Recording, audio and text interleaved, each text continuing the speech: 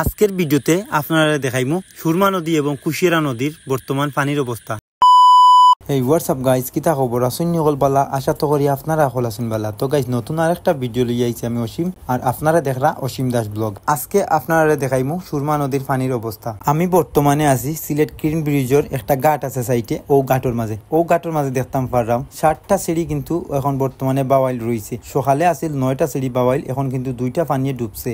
যত সময় যার বোঝা যার যেমন সুরমা নদীর পানি বাড়ে, ইলা যদি পানি বাড়ে তে সিলেট বন্যা হইতে আসলে বেশি সময় লাগতো না। সবে আমরা সিলেট বাসীর লাগি দোয়া করবা এবং আশীর্বাদ করবা। রাইট নাও গাইস আমি কিন্তু এখন বর্তমানে আছি সিলেট ফেঞ্চুগঞ্জ কুশিয়ারা ব্রিজের উপরে। আর কুশিয়ারা নদীর বর্তমান অবস্থা দেখলাম সুরমা নদীর থেকে কিন্তু কুশিয়ারা নদীর দেখলাম পানি বেশি। ফেঞ্চুগঞ্জ ডাক বাংলার সাইটে অস্থায়ীভাবে গড় বানাইয়া থাকতা বেদে সম্প্রদায়ের অনেক মানুষ, তারার গড় আসলে পানির তলে গেছে গিয়া আপনারা দেখতেও পারা।